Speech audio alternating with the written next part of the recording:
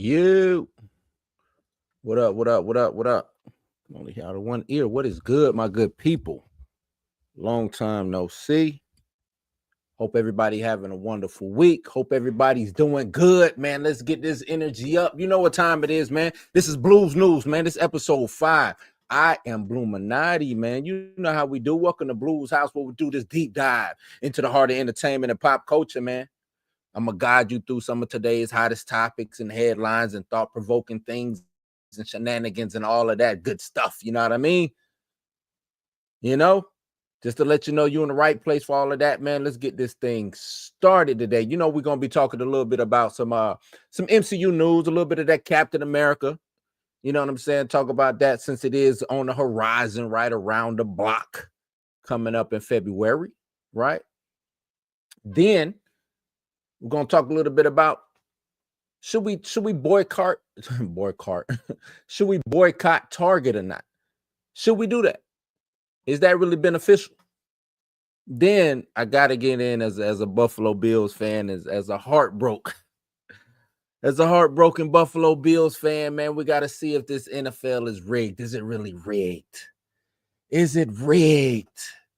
So y'all stay with me, man. Let's start this show. How much time till we're on? We're on, Ron. What? We're on the air right now.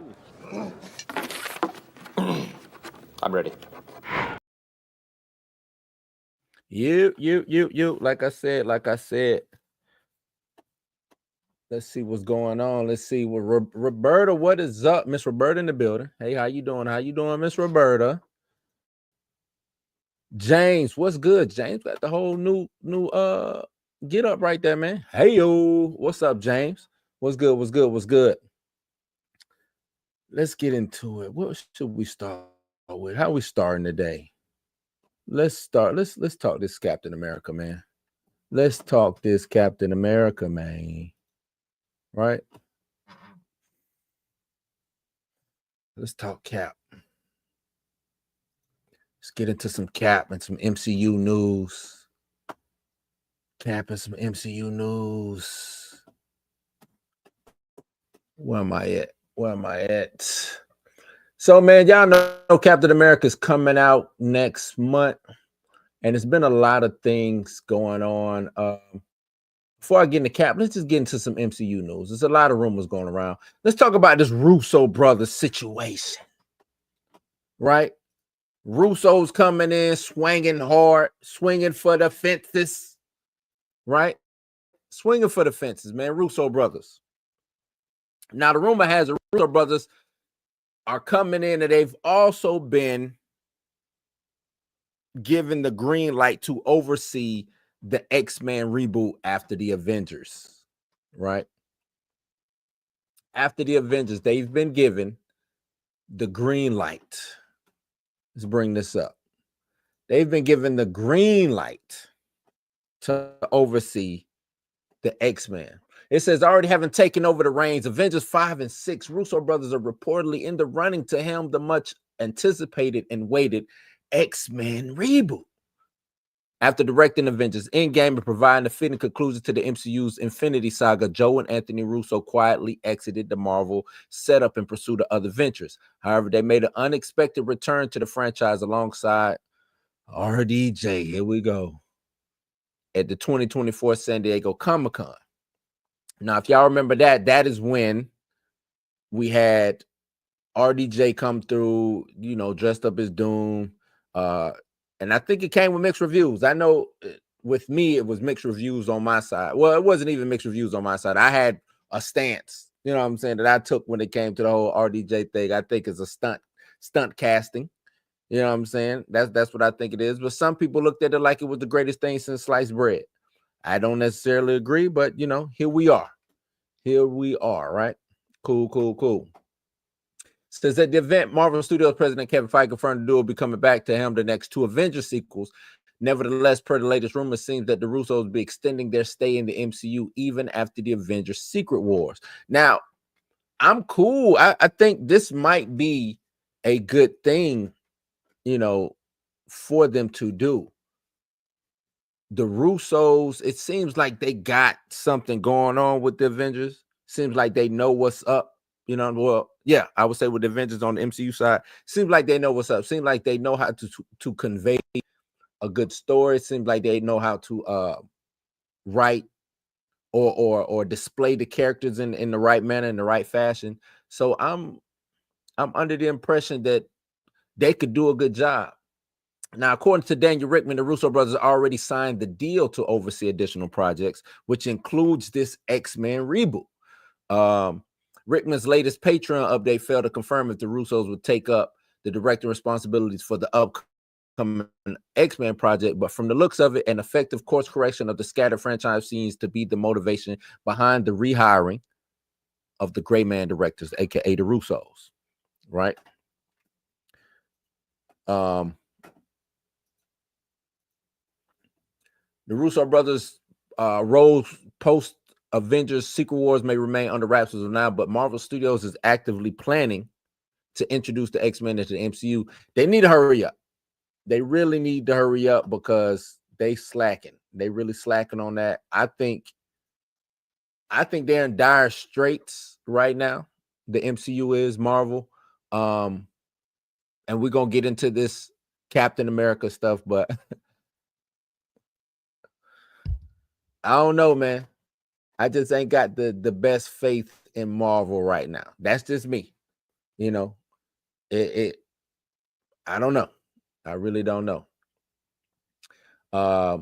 Says in an interview earlier, Kevin Feige confirmed the franchise will transition into the mutant saga following the culmination of Avengers 6. He goes on to say, right after that, the whole story of Secret Wars really leads us into a new age of mutants and of the X-Men. He stated again, it's one of those dreams come true. We finally have the X-Men back. And it's taking them forever. Like my man said on the Sandlot, forever. Like, man, this is taking forever just to get the X-Men back. X-Men been back, what, 9 years? How long has it been? Has it been 9 years since they got the X-Men back? I know it's been a good chunk of change, you know, years wise, and they just now trying to figure out what to do with the X-Men. And I've said this personally, I think they should have went straight from Avengers Endgame. Let that be the culmination of the Avengers side, and then do some of the, you know, with Disney Plus, take some of those stories so it'll lead into the X-Men. Or you do Secret Invasion a proper way. Let that be your bridging storytelling to get you into the X-Men and to get you in the Fantastic Four. Right? I think they ran the plane off the runway, and it's hard to course correct and get this plane back on the runway to take off. That's the way I'm looking at what Marvel's doing. That's what I'm looking at, man. That's what I'm looking at. So as per the latest rumors, it seems that the Russos will be extending their stay in the MCU after this Avengers Secret Wars. And I'm good. I'm cool with it.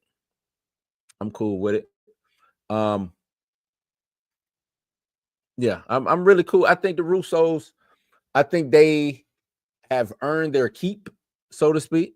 So I am not mad at that whatsoever. You know what I'm saying? We got more rumors. Like I said, I'm gonna keep going with these Marvel rumors. Seems like Jared Leto, old Morbius himself, may or may not be in talks for a new Marvel role. You know what I'm saying? Since Jared Leto is reportedly negotiating Marvel Studios for a new role in the MCU, exciting fans of the Morbius actor, reports confirm he may not play Ghost Rider, but speculation surrounds which character he might bring to life in Marvel's expanding universe. You know what'd be dope? And I ain't even really gotten to this article yet. What if he stayed with the vampire motif and he played like Dracula or somebody? I think he would be a dope Dracula going up against Blade, right? And to the point to where he actually survives. And I know they probably won't call him Dracula, just like they didn't call in Blade 3, they wanted to call him Drake, old Drake, instead of Dracula. I think they should call him Dracula though, or something similar, Vlad, something, you know what I'm saying? But let him be Blade's big bad I think that'll work. Did we get him for a couple movies? Well, shit, we probably won't get him for no movies because we just ain't getting Blade anyway. But if we were to get Blade, let me preface it that way. If we were to get Blade up in this mug, you know what I'm saying? I think he would be a dope Dracula. Says Jared Leto's rumored to be in talks of the role for the Marvel Cinematic Universe, according to My Time to Shine. Hello. Reports confirmed that Leto will not be portraying Ghost Rider, clarifying speculation sparked by online discourse of fan theories.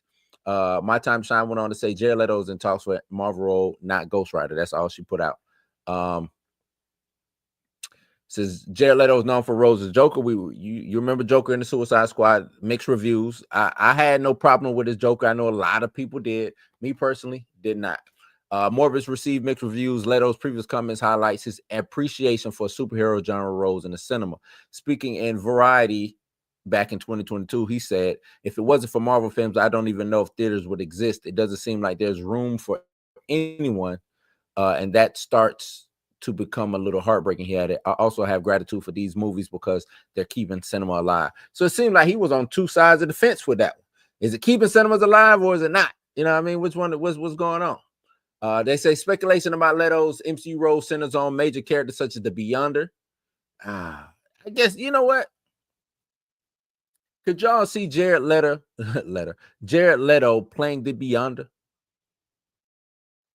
Could y'all see that happening?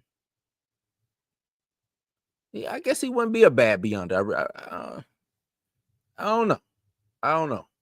Morbius, initially criticized, has gained renewed interest on streaming platforms like Disney Plus and will debut on Max on the 28th of February.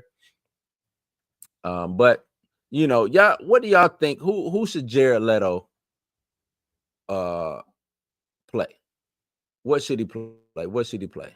You know, I'm sticking with the Dracula situation. I'm really sticking to the Dracula situation. Now I want to run into this one before I get going to this Captain America. There won't be Agatha All Alone season 2. That's what we're getting at right now. The actress says showrunner Jack Schaefer shut down the proposed season 2 for the same reason she declined a second WandaVision. It says Patty LuPone revealed that Agatha All Alone won't be getting a season 2, right? Saying showrunner Jack Schaefer told her the fate of her character, Lilia Kadura, ahead of the show's end. There won't be one. LuPone told Bravo executive Andy Cohen on his Sirius XM podcast, Andy Cohen Live. Jack Schaefer, the creator, came into my trailer and said, "Patty, I'm just here to tell you that Lilia is going to die." And I went, "But I wanted a second season." She continued sharing the Schaefer's reason for declining the second season for Act All Alone was the same for when she rejected the second season of WandaVision. Schaefer said, "I don't do second seasons." She said, "They wanted me to do a second season of WandaVision and I didn't." She said, "There's too much to write." So she does one-offs. And I'm really hoping and praying that someday I get to work with her again because she's magic. The Rap also reached out to Marvel and Schaefer, both of whom did not immediately respond to a request to comment. LuPone's Lilia Caldura died in episode 7, sacrificing herself to spare the lives of members of her coven. LuPone didn't only see Act All Along in WandaVision, she also series season 3. We're about the rest of that. But Agatha All Along not coming back for season 2 makes sense. I saw something earlier. I want to say it was either today or yesterday. They're trying to give this, and I'm not trying to hate on this show, but to me, they're trying to put a little bit too much. They're trying to put a lot on Agatha. It was like how did they put it? The comment didn't make sense. The reason why it didn't make sense was because it said the underperforming Agatha was the second highest watched film with 2 billion hours a minute, something like that. It was something crazy, right? And I'm thinking to myself, if it underperformed, how does a show underperform if it's the second view, right? To me, that doesn't make sense. I don't understand that. Is it the second highest viewed show or not? Then I started to see, like, once they said, "Oh, it's not coming back," that lets me know y'all out here lying. Y'all out here lying. I need proper If we're doing the thing, if we're going by how many minutes, I need proper vetting. I need a proper company, if whether it's Nielsen, whether it's Samba TV, whether it's another one that I go to sometimes to look at the viewing numbers. I need a real constant report of these viewing numbers, because somebody lying. We can't, and I can't take it from Disney or HBO or somebody. It needs to be an independent company to come in and give out these stats. You know what I'm saying? That's what we need. We need an independent companies to come in and really give out these stats, because somebody's lying. Somebody's really lying. You know, somebody's really lying. Not tonight, man. Not tonight. I think Dre will be on a little bit later, but yeah, not tonight.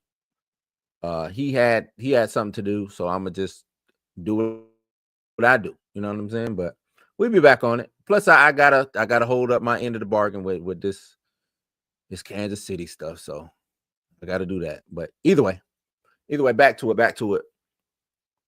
So that just doesn't make sense to me. And it's not like I want to say that the show was bad. It wasn't good, but it wasn't bad neither. You know what I'm saying? But also, just be truthful.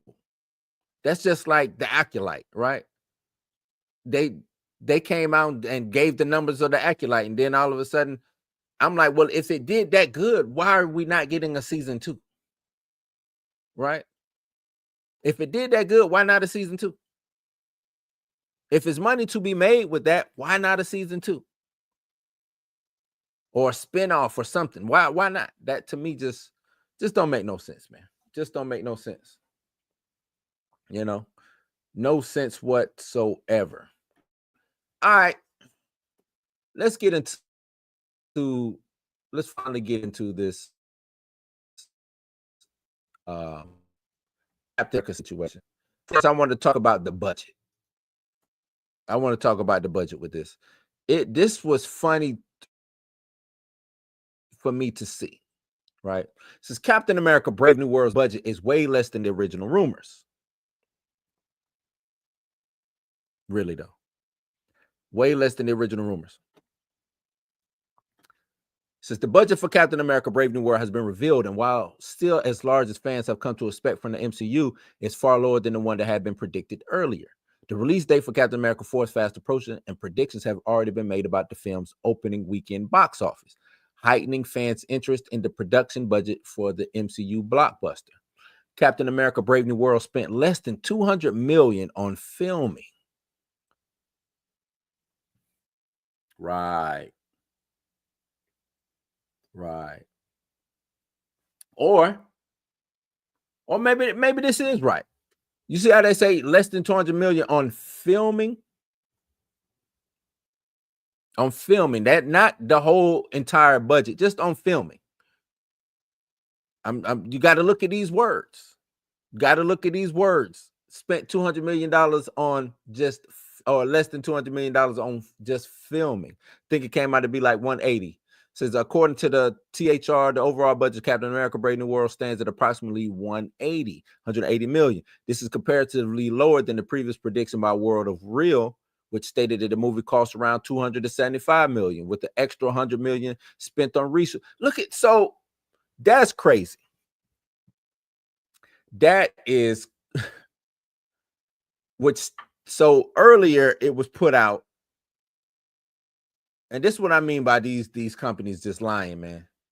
Earlier was put out that the movie cost around 275 million. Now it's saying, oh no, it's just 180. That is a whole $100 million of a difference. That's $100 million difference, right? Not on top of that, it goes on to say with an extra $100 million spent on reshoots, which would balloon the budget up to what, 375?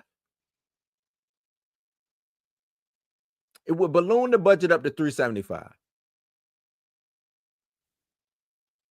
Says Jordan Rumi of the World of Steel stated in his report that Brave New World's budget was estimated at around $350 million, like I just said, including the cost of reshoots. This led to fans wondering whether the movie would be able to recover its production costs during its theatrical run. Ryumi stated it's amounting to what could be a catastrophic disaster for the Mouse House, right? However, THR has now cleared up some of the confusion regarding the cost of Captain America 4. Additionally, the film is looking to make around $90 million to $95 million in its opening week. Benefited from the Valentine's Day and President's Day weekend. This is equal to what Captain America Winter Soldier made its opening weekend, but falls short of that 179 mark hit by Civil War. Now, I want to say, why are they doing this? Why are they trying to backtrack and rewrite history? This movie had to be over $200 million just of the reshoots and how long it's taken to come out, right? All of a sudden, Marvel keeps saying, oh no, these movies have gotten cheaper. I don't know if that's a good, if it has gotten cheaper, I don't necessarily know if that's a good thing or not. I'm not going to sit here and say that. But what I do know is what it seems like they're trying to cook the books, skew the numbers, so to speak. So when they do have this small opening weekend, because I don't think they necessarily got the faith in this film, in this movie, like they should have. You know what I'm saying? I don't think they really got the faith in this film. So how can we sneak a win out of this? We really over budget. Let's lie to them and say, nah, it's only 180 million. Disney made shows that cost more than 180 million. Just television. So you mean to tell me they put the money into television but won't put it into the theaters? Into these big, massive theatrical releases? That's what Disney finna sit here and tell me? That's what Marvel is finna sit here and tell me? 180 million, huh? 180 million. That makes no, it makes sense if you're trying to lie to me. That's where it makes sense. It makes sense if you're trying to lie to me. It says Captain America Brave New World is Anthony Mackie's first solo movie carrying the shield, left by Chris Evans, Steve Rogers in Avengers Endgame. While speaking about getting promoted from Falcon and Winter, from Falcon to Captain America in the MCU, the actor told Deadline, Sam's evolution is simple. He's a counselor. He's still serving soldiers, but at the same time, now he's the leader of his community in the country. He's the leader of his community in the country. Okay, so Sam now is the leader of his community. What, I don't know. Is he talking to superhero community? What community are we talking about? Black community? He's the leader. You know what I'm saying? Like, what are we talking about here, Anthony Mackie? That brings me to this. See if I can find this real quick. It was a clip of Anthony Mackie that I would like to discuss. This is it right here. When he talks about what Captain America, right? It's a clip of him letting us know what Captain America means to him. So let's listen to this real quick.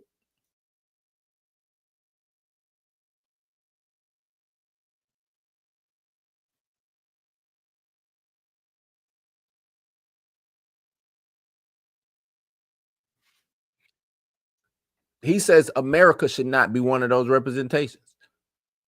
Captain America's in the name, but you know, America is not the representation. All right, Mackie. Let me run that back for y'all. Look.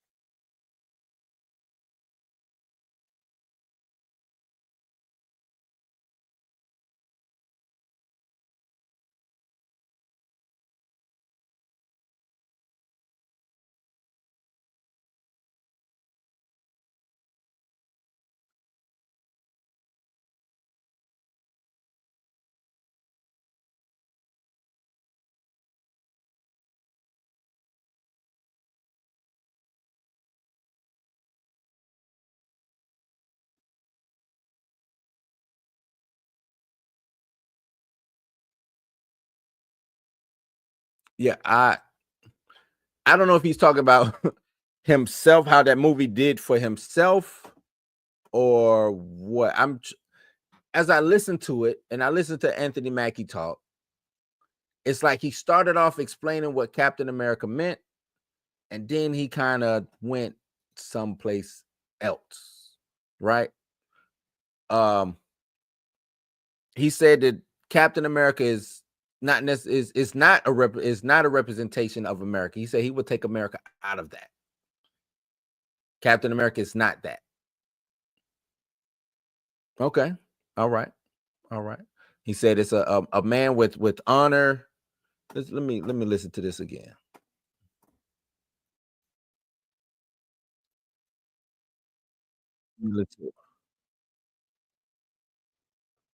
Keeps his word, has honor, dignity, and integrity.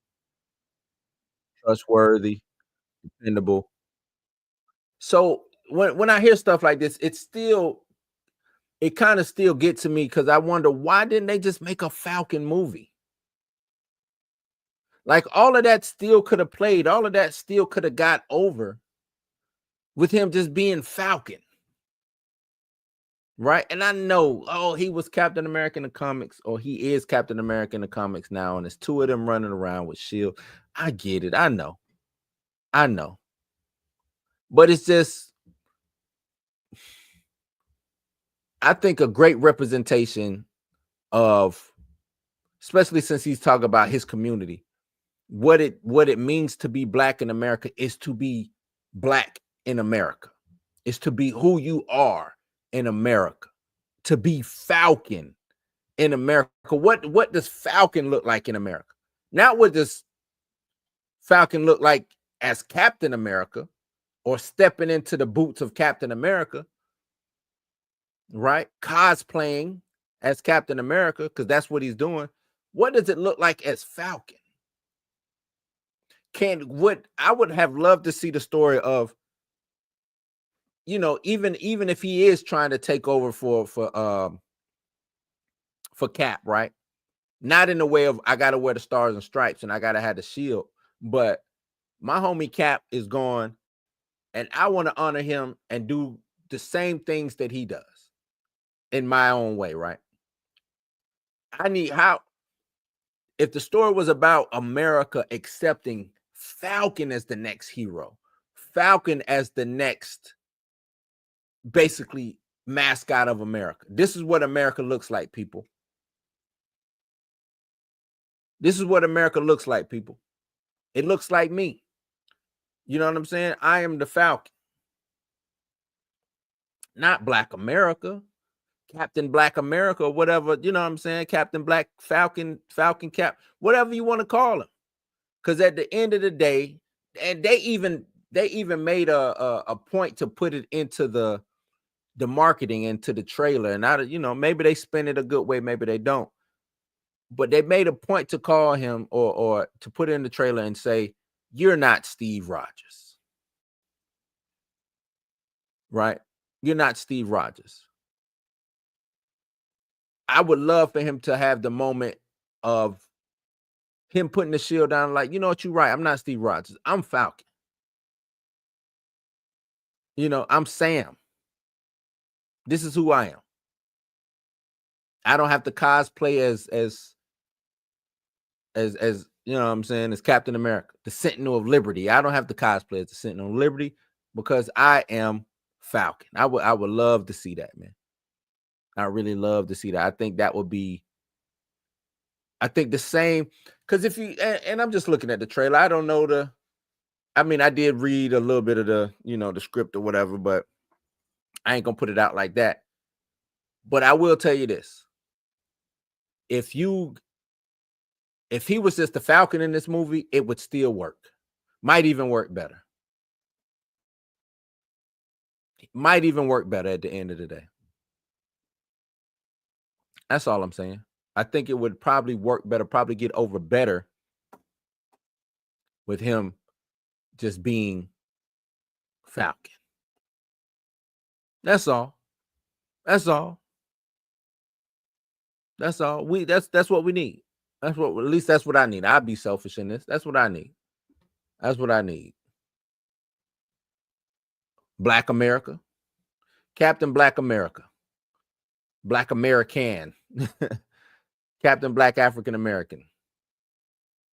You know?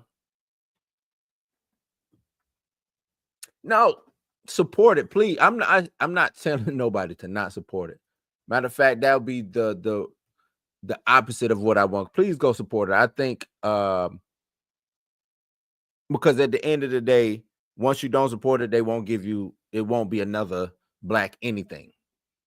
Won't be a Black Panther, won't be a Black Falcon, won't be a Black Widow, won't be a Black Chevy Caprice, won't be nothing black. You know what I'm saying? It don't matter. Because they're gonna say, well, everything we did black, or going forward, it seems like all the black stuff that we do fails. So nah. I just want them to take a little bit more care with our black characters, right? They gave us Agatha all along when I think we should have got Monica. If we was gonna get anything out of WandaVision, right? Anything out of WandaVision, I think we should have got Wanda. Or I mean, they could have did both, but I think Wanda, a story about Wanda. I mean, not Wanda, about Monica. I kept saying one. A story about Monica Rambeau. I think that would have shook it up. But yeah, I mean, it's Captain America. I'm looking forward to it. Hopefully it's good, man. I really wanted to be good. I did like Captain Falcon. I did like Falcon and the Winter Soldier. I did like that a little bit. Didn't necessarily like the bad guy in that. You know what I'm saying? I thought that was misplaced. Could have gave us a better villain in that, but Marvel is marveling. You know what I'm saying? Marvel is marveling. But yeah, y'all let me know what y'all think about this but you know, about this MCU news, Captain America. Y'all going to see it. Matter of fact, let me see what y'all talking about in the chat real quick. Let me address y'all.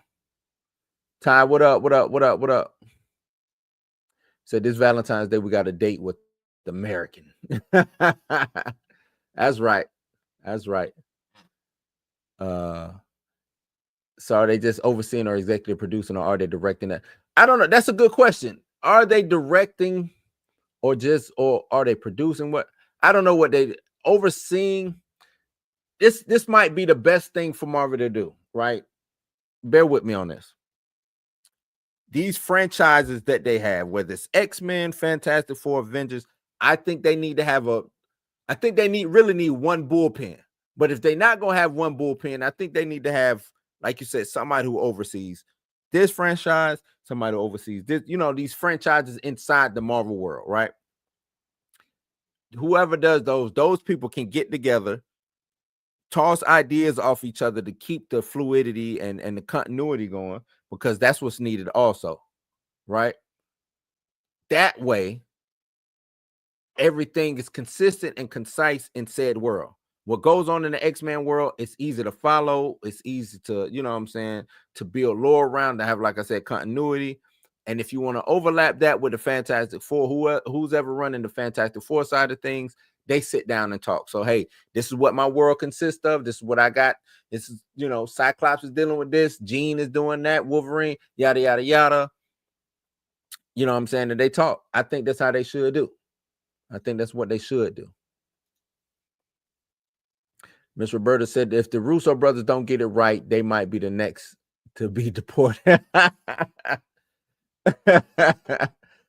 They got to get it right then, Miss Roberta. They got to get it right. Got to.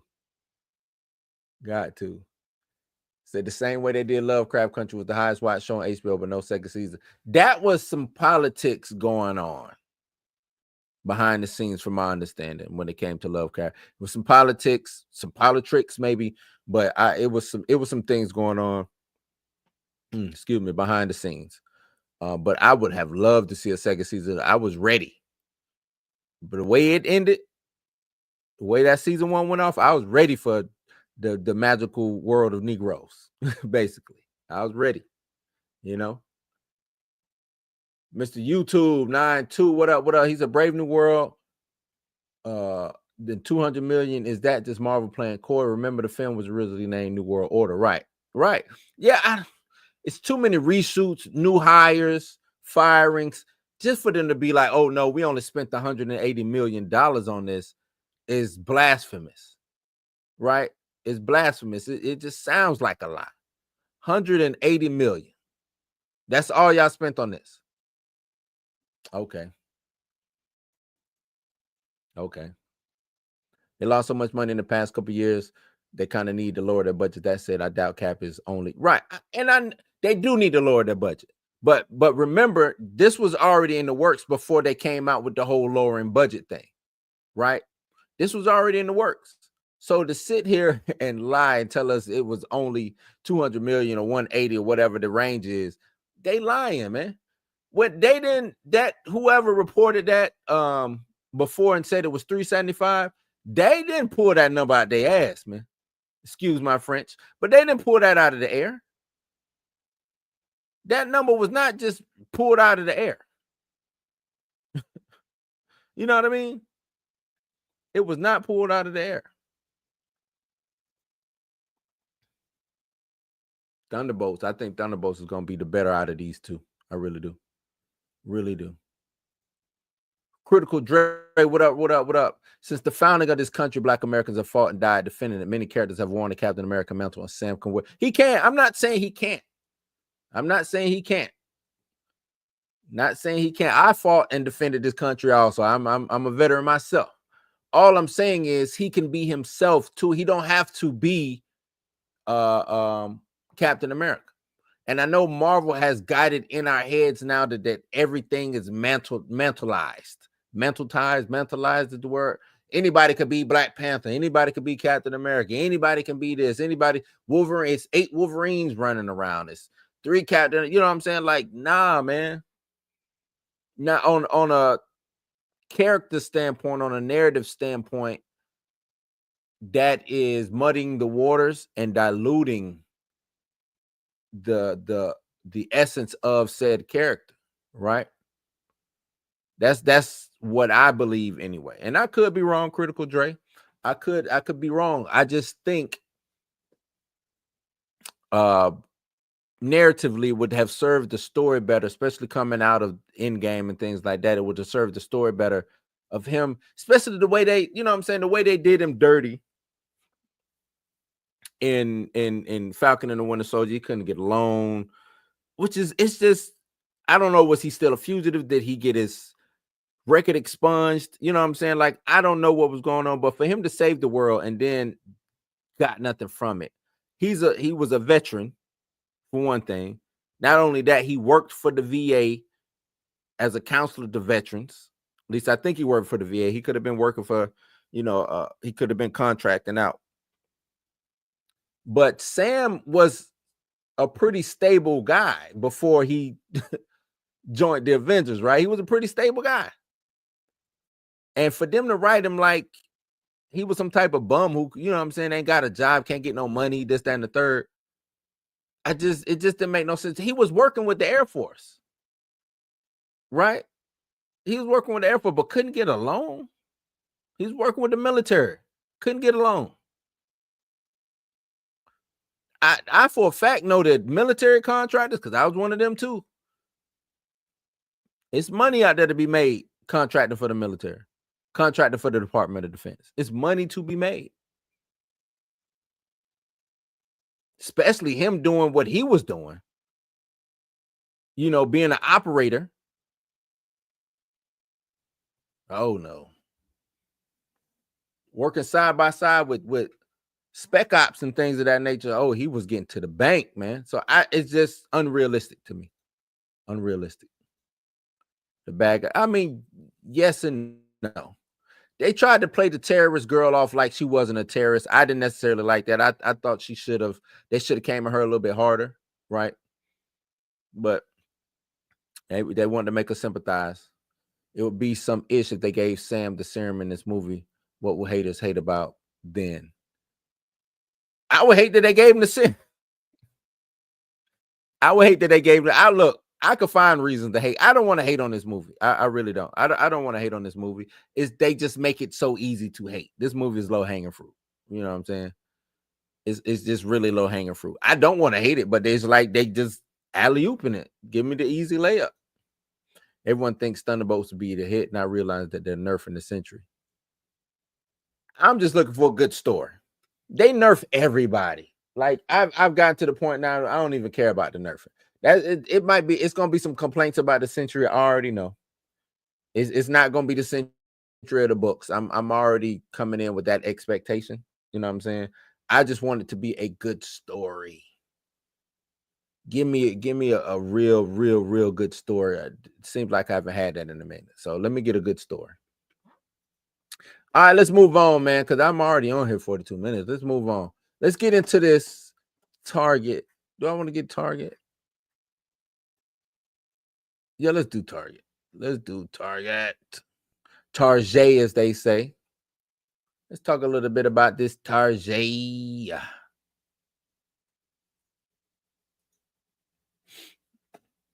Boycott.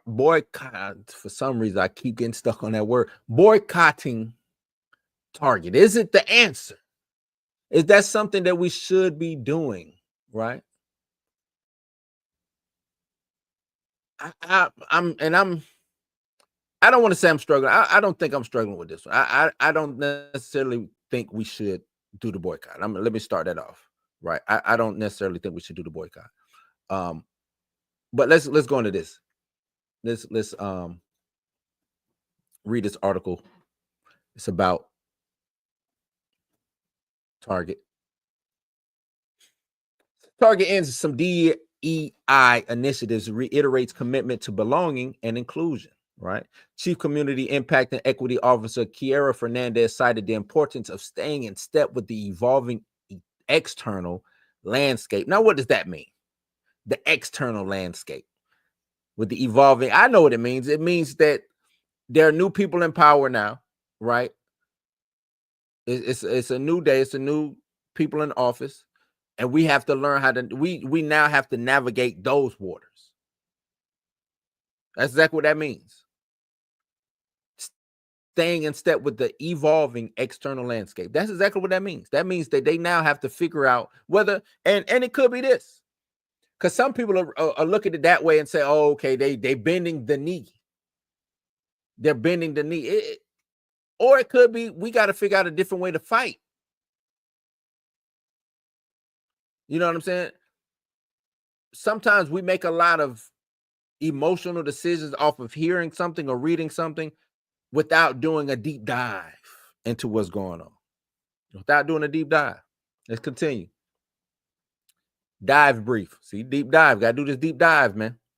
Target announced the end of some diversity efforts Friday, citing importance of staying in step with the evolving external landscape while reiterating its commitment to inclusion and belonging. According to the internal memo from Chief Community Impact and Equity Officer Kiera Fernandez, the company shared via email. I want you to even look at her title. Look at her title. I think this is smart by Target. Target just, to me, reading into it, I think they just changed the name of the program to evade the government or whoever it might be. Look at her name, Chief Community Impact and Equity Officer, not DEI officer. She's the Chief Community Impact and Equity Officer. Think of this. These things matter, man. Target is concluding its 3-year diversity, equity, and inclusion goals, and this year, as planned, its racial equity action and change initiatives reach. The company said in the blog post Friday, the retailer will no longer participate in third-party diversity surveys, including the Human Rights Campaign's Corporate Equality Index. I don't know what any of that is, so I really can't make any kind of talking point on it. But it just seems like they will no longer be participating in whatever these surveys is. Oh, excuse me, I'm sorry. And also it's concluding its 3-year diversity. Now, was this diversity plan always 3 years? That's what I would like to know. Was this always just a 3-year plan? 3 years ago would be what, 2022? Coming out of COVID, they wanted to do DEI. DEI was real big due to the galvanization after the George Floyd situation.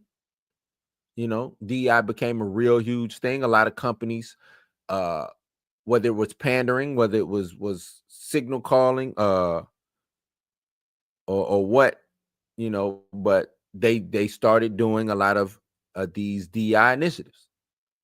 Was it genuine? I don't know. I really don't know.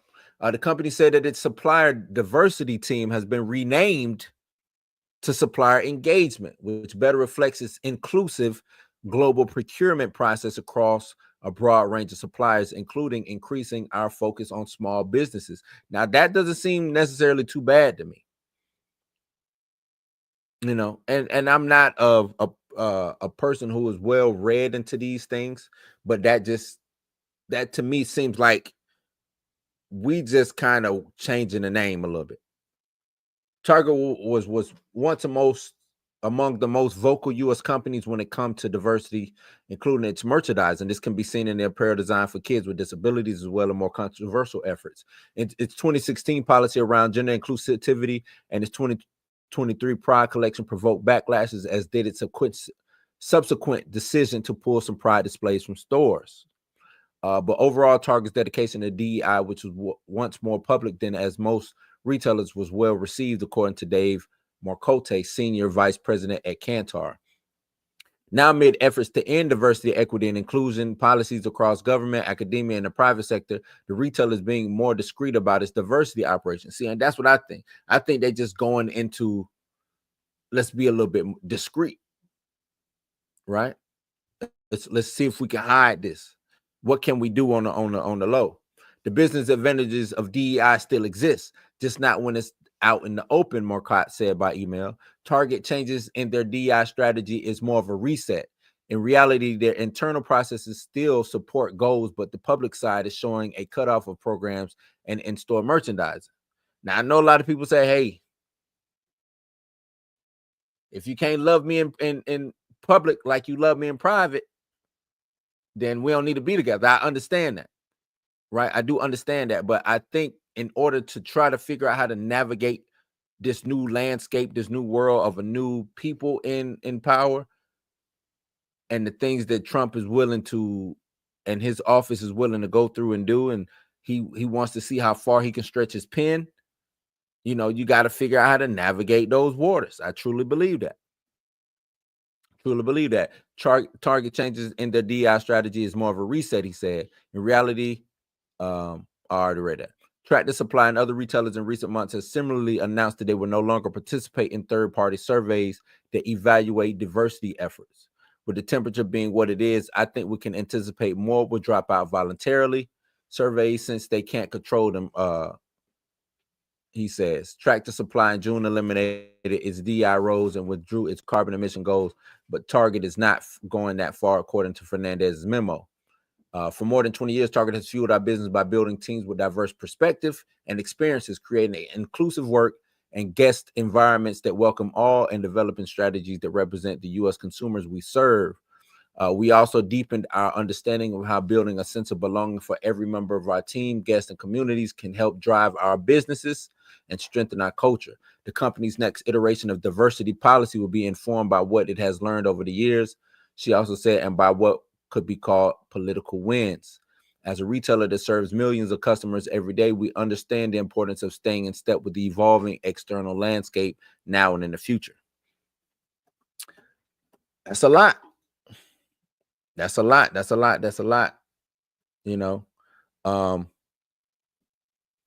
I want to let's go into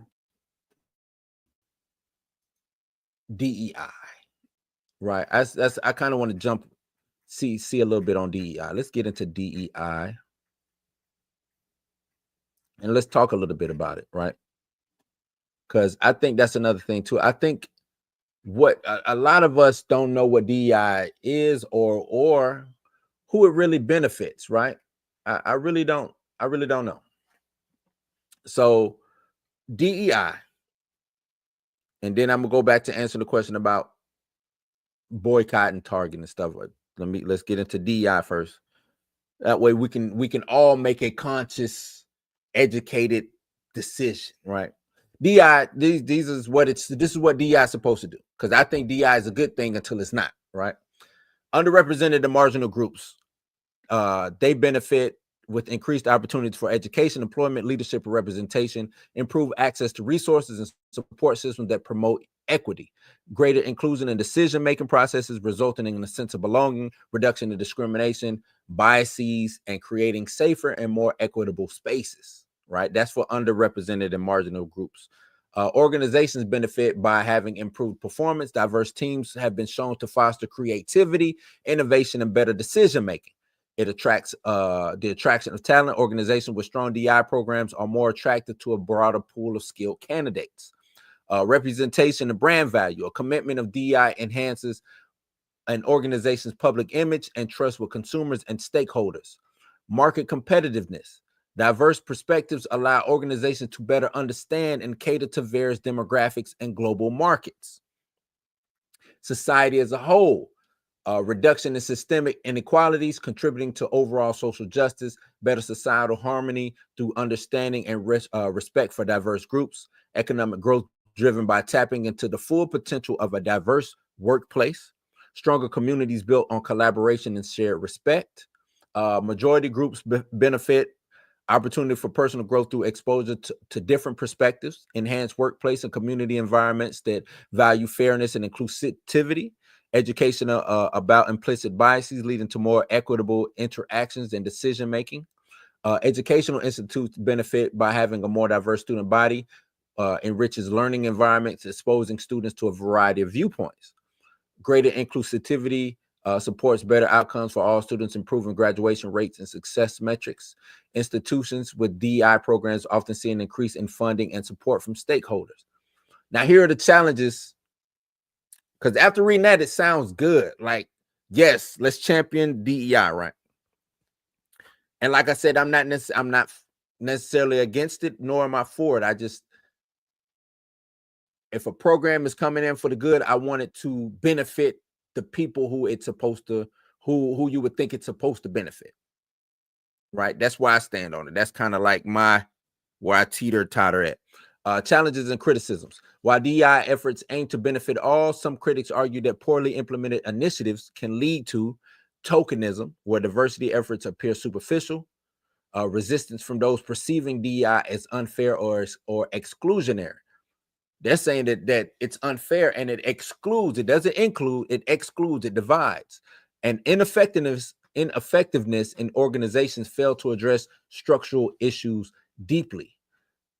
For DI to work equitably, it must be intentional, evidence-based, and sustained, ensuring its benefits are far-reaching and authentic. I stand by that 100%. In order for DI to work, you gotta believe in it, and you really want to enhance and enrich the environment from which you are implementing DEI into, right? Now, I want to get into who it benefited, who the actual numbers and who it really benefited, right? Black men. This is, I'm gonna name some of the things of how whether it benefited or not. Black men. Employment increased entry and mid-level opportunities 15 to 20%, but underrepresented in higher paying industries. This is for Black men. Leadership, low representation in leadership, less than 2% of Fortune 500 CEOs. That means it's less than, of the Fortune 500 CEOs, less than 2% of them are Black men. Education, increased college enrollment, 23% of young Black adults hold a degree. Economic opportunities, more access to funding for Black-owned businesses, 20 to 30% funding growth, right? Overall benefits, this is the overall benefits for a Black man when it comes to DI is just moderate, you know. Systemic barriers still persist in leadership and economic equality, right? It's getting to Black women. Black women benefited from DEI programs targeting women of color. representation in the mid-level roles went up 10%, plus 10%. Leadership opportunities improved, but still low.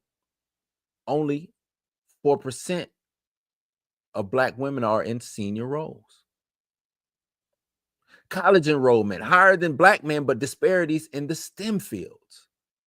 Now, we can say that maybe they just don't want to do STEM. You can get into that and go into the minutia of all that and the nuance of all that, but still, these are facts I'm reading.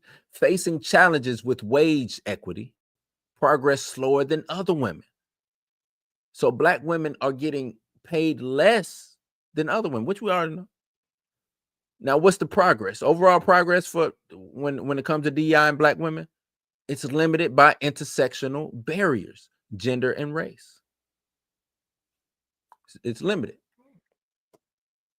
What other? Let's do white men, white women. White men have indirect benefits from improved workplace culture and innovation.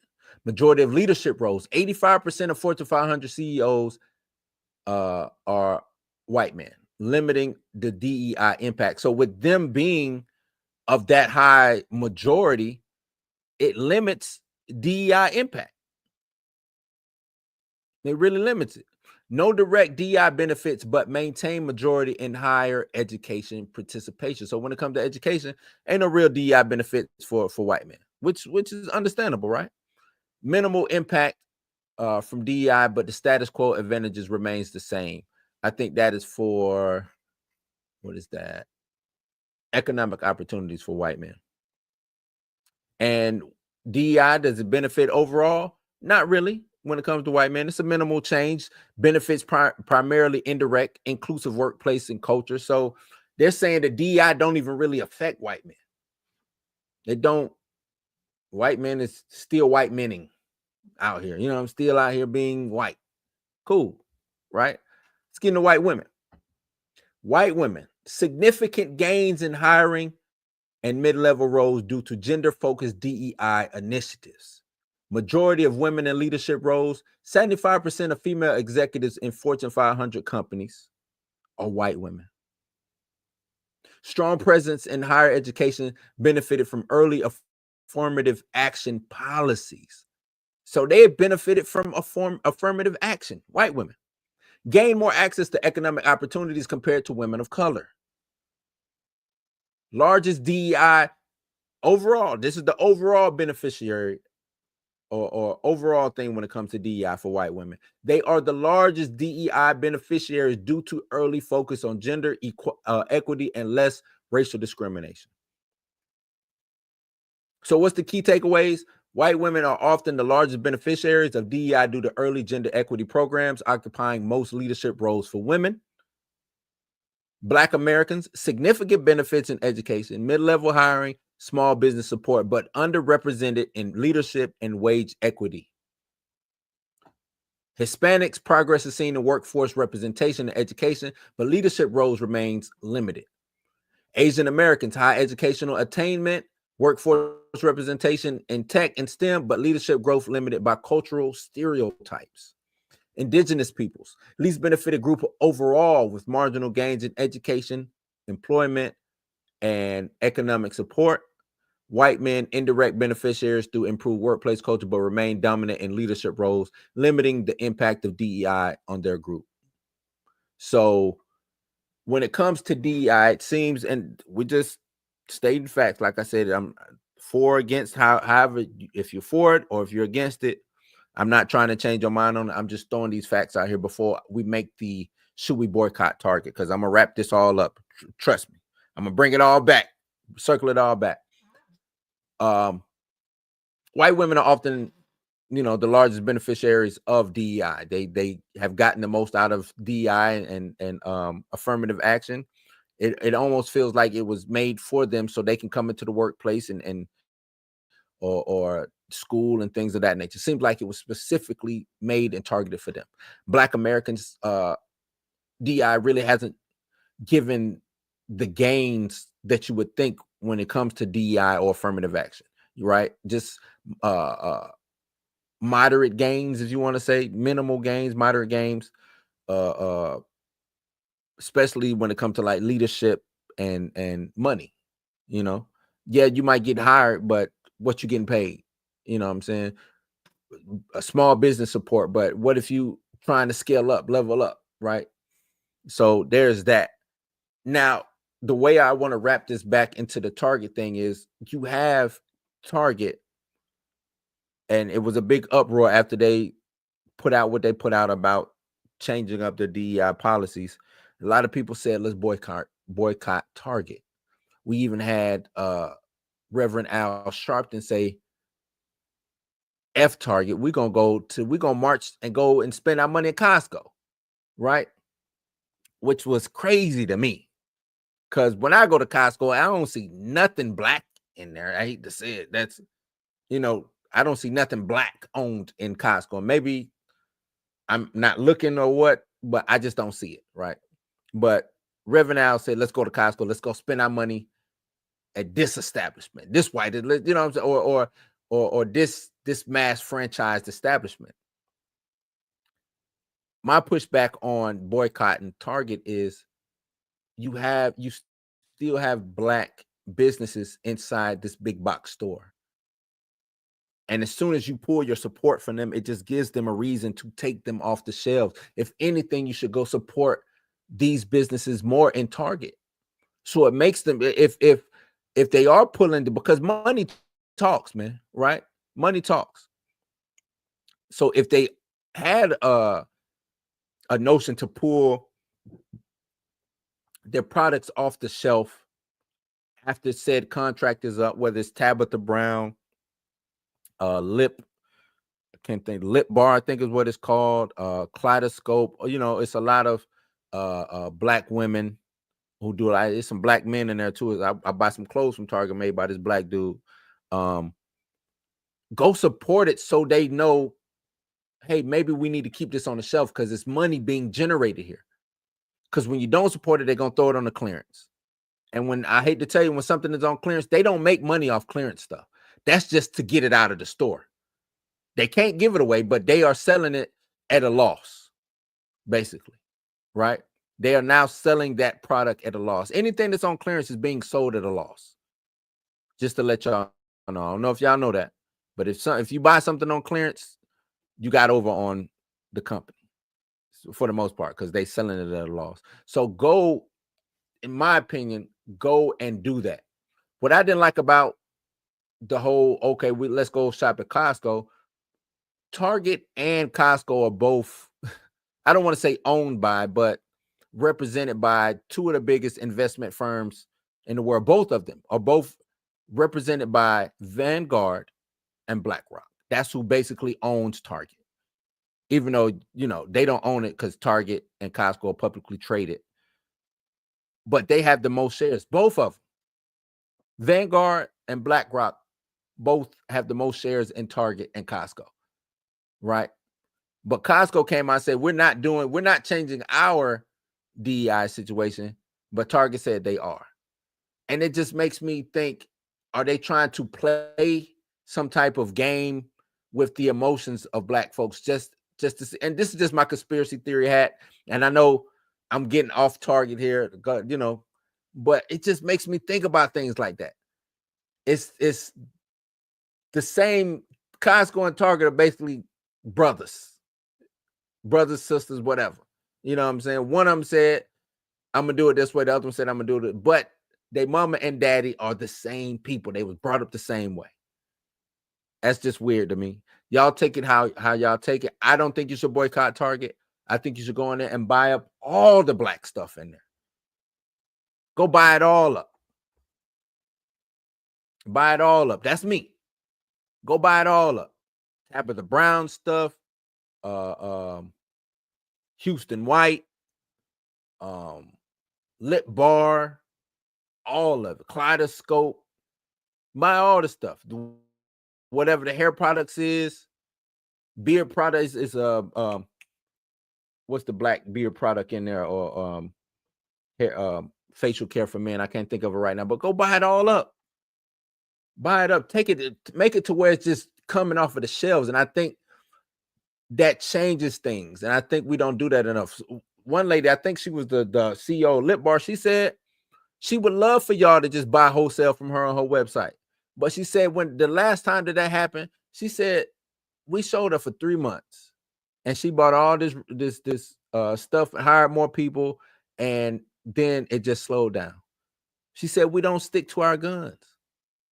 So we gotta stick to our guns. If we're gonna do something, we gotta do it. Stick to the guns. Stick to our guns, man. But that's my 2 cents on it. I don't necessarily think we need to ban boycott Target. I think it's other things we need to do. I think we need to have a better plan on spending our money.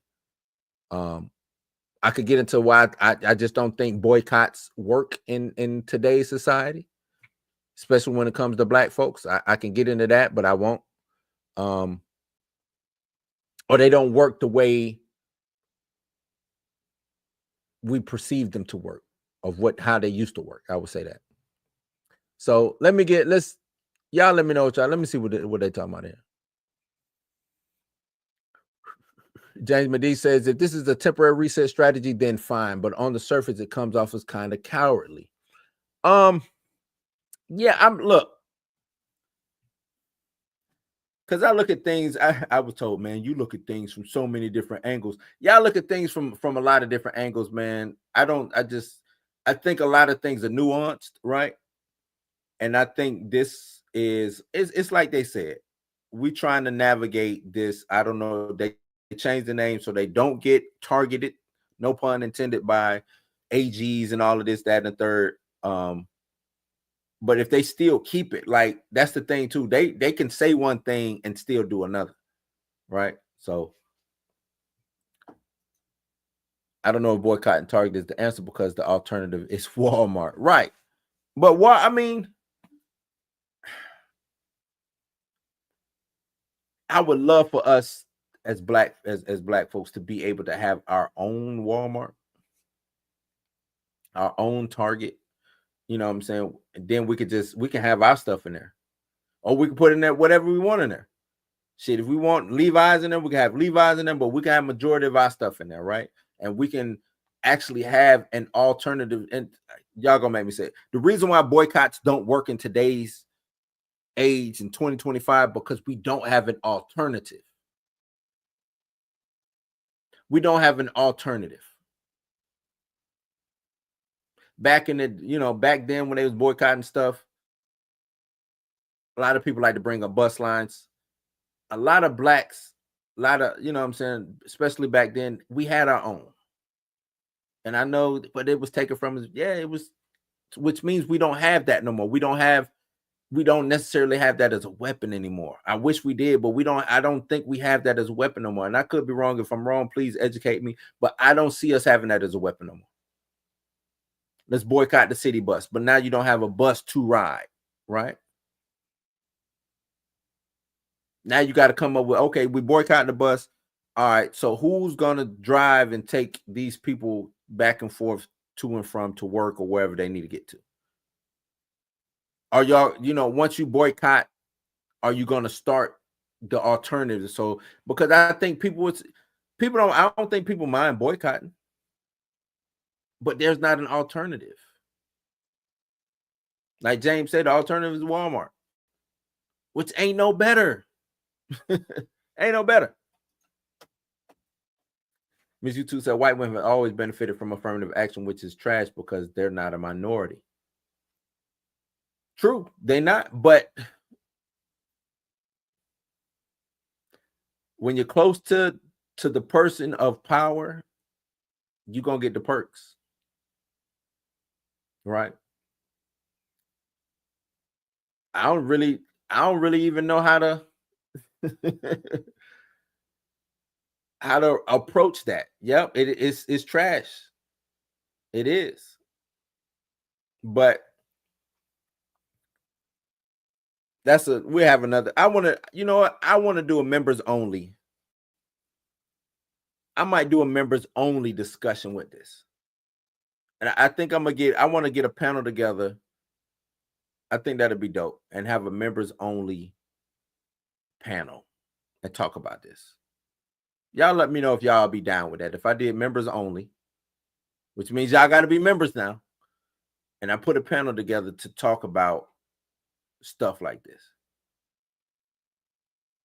Just one time.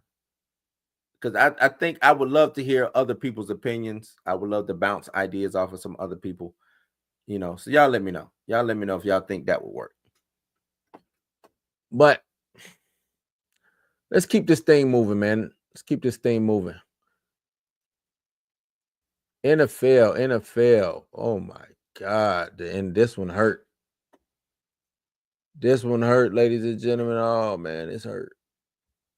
Oh, it hurt. Go Bills, Bills Mafia. Nobody circles the wagons like. Oh, this one hurts, y'all. Is the NFL rigged?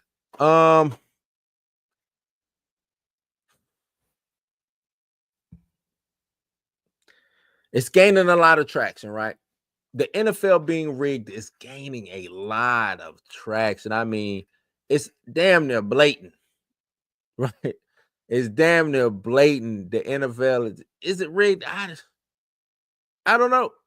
I really don't know, but it's really it makes me put that tinfoil hat on watching some of these games, especially when it comes to Patrick Mahomes. Or I should say the Chiefs. Let me not just say Patrick Mahomes. To the Chiefs, it makes me want to put on the tinfoil hat. You know, it's always some type of officiating close call when it comes to, you know, these things. It's weird that way, right? I know the crazy with it being entertainment driven, because it's sports entertainment. This is a product that they're putting out that has to sell. And I don't want to go as far as say that it's on the same level as wrestling, right? But it's a little iffy. It's a little dicey out here, man. Last night, Bills versus Chiefs, AFC Championship game. Give me a second, y'all. Give me a second. Let me take a little sip. AFC Championship game. Oof. Teams was equal. Came down to 3 points, right? Chiefs won by 3. You looked at the stats. If you put a side by side of the stats, you don't know what team was what, because they was damn near virtually equal in every stat. Every stat. They both scored the same amount of touchdowns and field goals, right?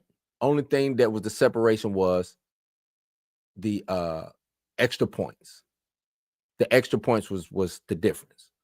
Buffalo went for 2 twice, didn't get it. Mahomes then went for 2 once and then kicked the field goal. So that adds up to 3. So yeah, man. Is it rigged? I don't know. We know that things could play a part into it. Gambling could play a part now with gambling being real big and rating incentives. You know what I'm saying? Legalized sports betting. A lot of skeptics suggest that the outcomes could be manipulated due to the spread, right? Higher TV ratings. Is it beneficial to have the Chiefs in the Super Bowl or whatever, or to have them win? Is it beneficial? You know? Is there really a script to this? I remember what it was 2 years ago. I want to say it was 2 or 3 years ago. You know, they started talking about the NFL having a script, and they actually even did a commercial based on that. You know, to try to poke a little fun in it and play it lightly. But I don't know, dude. Does the NFL have a script, y'all? Like, do they really have a script? Let's take a look at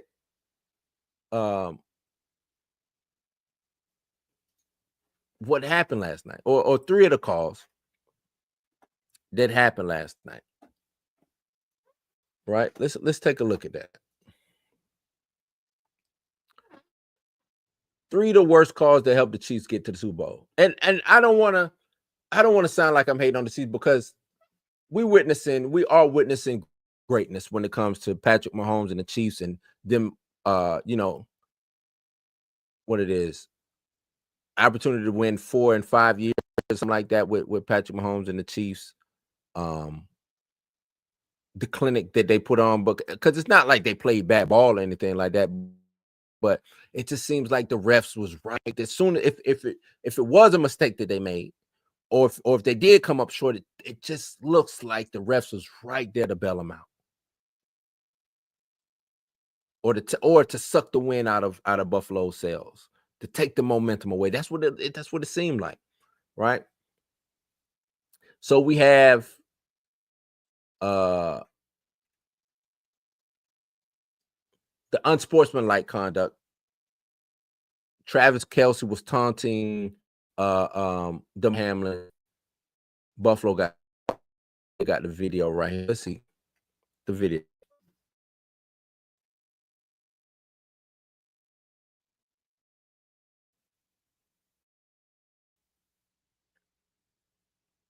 What's going on? Internet Wilder. Come on, get right.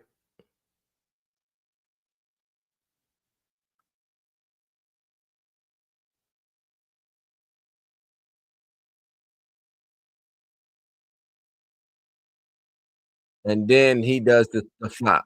Salute to them. Hey, get it how you can, right? Get it how you can. So that was the unsportsmanlike conduct. I don't think they necessarily had to throw a flag on that, but they threw one. So Xavier, to me, one of the hardest was this Xavier Worthy catch. What is going on with this internet, man? So this was nasty. Look at this.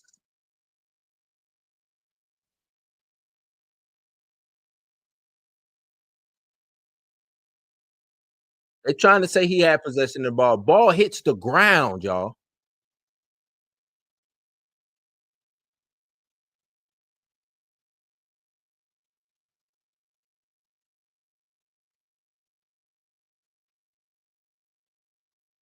So ball hits the ground.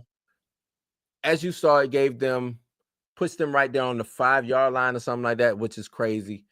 There was a flag thrown, so it would have been a holding, which is a 5-yard penalty. It would have been a first down, but I think would have ended up being the ball on like the 30 or the 25, something like that. It would have been way further back, and it would have actually not saying that Mahomes them couldn't still come down and make this drive and score the touchdown, but that's a momentum killer. You know what I'm saying? That sucks the wind right out your sails, man. And then we get into the one that everybody's talking about, Josh Allen being ruled short. To me, this isn't as egregious as the previous play was. Pass to Kincaid. Kincaid runs. He gets first, and they spot it a yard short. I don't have that video, but clearly you see Kincaid get the ball over. He reaches. He's tackled. He's ahead of the sticks. They come grab the ball and put it back a yard. Say he was short. That was, to me, was the weirdest thing. That was weird, which put them into this position to where they now have to go for it. 4th and 1 to try to get this tush push situation. They do the tush push. They say that Allen wasn't over. You can clearly see that he was over the line. Clearly see it. One ref was a first. The other ref said no. They looked at it. Miraculously, they said no, it's not. No, it's not. Is it rigged? I don't know, man. I don't know, but I think this narrative is going to stick around. I think more so about the NFL being rigged is what's the narrative for the Chiefs. Now, every time the Chiefs get a call, because I'm not mad at the Chiefs getting calls. You know what I'm saying? I think Josh Allen he gets the most roughing the passer plays called on him. You know what I'm saying? Penalties or whatever. So I'm not mad if it's warranted. I'm not mad. But some of this stuff just seems and I don't believe in coincidences, man. But it seemed to just fall right in line right? Seen it just fall right in line. Like, it just looked rigged. It just looked rigged. And that's gonna be an ongoing narrative. They even got the whole thing of, if you look at the Super Bowl logo, every year the Super Bowl logo, they do the colors on the logo. They say if you want to know who's going to the Super Bowl, look at the colors on the logo. And that's kind of been debunked, but it still kind of stands, because you get the red and the green in the logo, man. Phillies and the Chiefs. I don't know. Maybe I'm just heartbroken. Maybe I'm heartbroken. Maybe I'm complaining. Maybe I'm, you know what I'm saying, sad state of affairs. I don't know. But I'm not the only one seeing it. I'm not the only one who has made videos or made commentary on the fact of the matter about that. Just weird, man. It's just weird. I don't really know what to tell you. I think it's rigged. Well, no, I don't think it's rigged, but I do think refs come out and put their thumb on the scale a lot of times when I don't think they should. I think they need to have a better review policy. Or something, because it's really nasty work. It really is nasty work. It's nasty. But yeah, that's my time, man. That's my time. What y'all got? Anybody got any questions before I get up out of here? It's not what I want. Anybody got any questions before I get up out of here, man? If not, check me out. I'll be, like I said, I'm be trying to drop these videos. Birthday coming up, y'all. Birthday on Wednesday. So if you want to hit the Cash App, hit that Cash App, $Blumenauer. Turning the big 42, y'all. 42. So if you want to hit the Cash App, like I said, if you want to hit the Cash App, you can. But you ain't got to. But you can. 42, man. 42. In human years, my vampire age, I ain't gonna tell y'all, but it's triple digits. Triple digits in vampire age, But yeah. I'm out of here. What's up, Pam? Pam say, be intentional with your spending. Buy local, starve the big box chains. I'm with that. Buy local, starve the big box chain. Yes, indeed. Yes, indeed. I'm all for that. All right, ladies and gentlemen. You know what time of the day it is, man. Thanks, y'all, for coming over to the crib and kicking it with me, man. Hope you enjoyed today's insights. Don't forget to hit that like, that bell, and please subscribe if you are not subscribed, so I can keep giving you these opinions, unfiltered and engaging news articles and things of that nature, man. Join the community. Become a member. Stay informed. Stay entertained and inspired. And until next time, keep questioning, keep exploring, and please, please, please, please keep it real. And I'm out, y'all. Peace.